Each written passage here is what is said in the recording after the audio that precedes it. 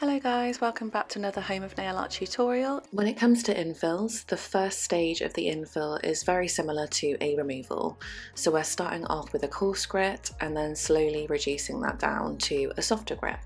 So starting with a 150, the goal here is to debulk the majority of the product. We need to remove that apex so that we can rebalance the nail. Once the majority of the product has been debulked, you can switch to either a 180 or a 240 to take down the rest of the unwanted length and to shape the nail and to also remove any more bulk if needed. Give the nails a little dust off and have a really close look at the nail plate to ensure there's no lifted areas. So using your file, just gently buff away any lifted areas and make sure that the product is all sealed tight before we go in with our next step. Once you're satisfied with the level of debulking and all of the lifted product has been removed, you can go in with your cuticle prep. It's important to ensure that you've debulked enough that your tools can sit flush with the nail plate. We don't want to be coming in at dangerous 45-degree angles. Our tools should always be flush with the nail plate. So we're starting off with a cuticle pusher. All we're doing now is lifting up that proximal fold and lengthening the nail plate a little bit by pushing that cuticle area back. Next, we're going to use a manicure tool to remove any of that debris riding on the nail plate. We're just going to use very small, shuffly, gentle buffing motions to remove any of that dead, non-living tissue on the nail plate itself. Not removing this means that there's going to be a barrier in the way when we come to our gel application. So make sure you clean this nail plate really thoroughly using the manicure tool. I also like to use the loop tool just to get rid of any of that remaining area that I maybe wasn't able to reach with the manicure tool. This loop tool is a great one because it scoops away from the proximal fold rather than pushing towards it. So you're able to scoop out any of that debris that you weren't able to reach with the previous tools. Then we can dehydrate with 100% pure acetone to remove any of the dust and oils on the nail plate, and then etch with a 150 grit pad on our etching tool.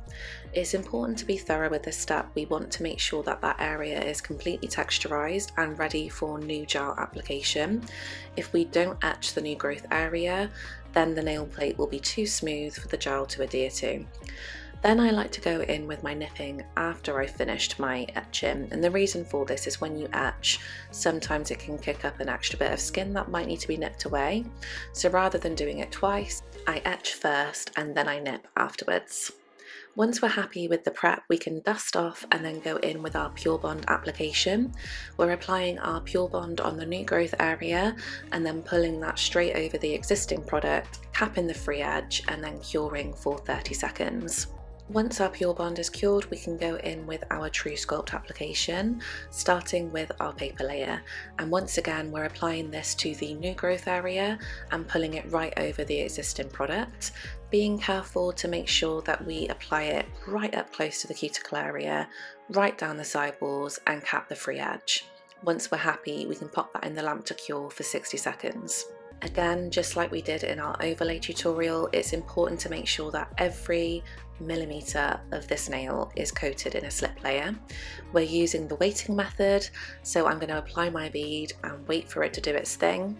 Out of all of the methods, this is the easiest one in my opinion. It can be used with overlays and extensions as well. So if you're doing your extensions, this infill process is exactly the same. You're just going to take down the length and then also shape the nail just like we did at the beginning of this tutorial. Once the bead's settled, I'm just going to touch up ever so slightly in the corners, maybe on the free edge, anywhere that the bead hasn't quite reached. And then once I'm happy, I can flip it upside down, allow the apex to draw down and create a little bit more of a structure, and then cure in the lamp for 60 seconds. Once everything's cured, you can wipe down with isopropyl alcohol. This is where you could leave the treatment if you were using Express, which has a built-in top coat. However, I want to use a glittery top coat, so I'm just going to gently buff over the surface to make sure that it isn't too shiny and to allow the gel to adhere to that hard gel enhancement, and then go in with our sparkly silver top coat. Once you've applied your gel polish, your nail art or your top coat, you can cure that in the lamp for 60 seconds. Take it out, give it a wipe with isopropyl alcohol, finish off with cuticle oil, and that is the end of the service. When it comes to removing hard gel, you have the option of removing it entirely or removing it down to its very last layer and then reapplying. It's important that you explain to your clients that hard gel is more of a long-term service in comparison to Builder Gel. With Builder Gel, you can remove it after just one appointment if you wanted to, whereas hard gel removals are a little bit more difficult. So manage your client's expectations by explaining that this is a longer-term service and for someone who's willing to upkeep and manage the service with infills. So we're just going to file down that apex and shave off the bulk of this product using a 150 grit file to start off with, picking up our duster and checking in between to make sure that we're not filing any nail plate. It's important that you're super precise with where your file is impacting in order to protect the nail. With hard gel, it isn't a soakable surface, so being able to use your file effectively to do the removal without harming the natural nail plate's health is really important. Using a 100 or a 150 grit file is going to shave through this product really quickly, so make sure you do keep checking intermittently, and as soon as the apex is gone and the product is flattened, we can switch up our files and move on to, say, a 180 grit file. Once I'm happy with how much product's been removed, I'm doing a wet dust with some isopropyl alcohol just to really have a good look at the nail.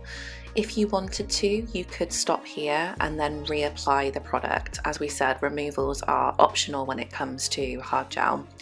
The product has been designed to be shearer so that you can check the health of the natural nail without removing entirely. However, for this tutorial we're doing a full removal, so I switched my file up again to a 240 grit file, which is really nice and soft, and I can just really carefully and gradually remove the last of this product. Keep in mind that when we're this close to the nail plate, it's important that we're also adjusting our pressure. So it should be a very light pressure and a very soft grit.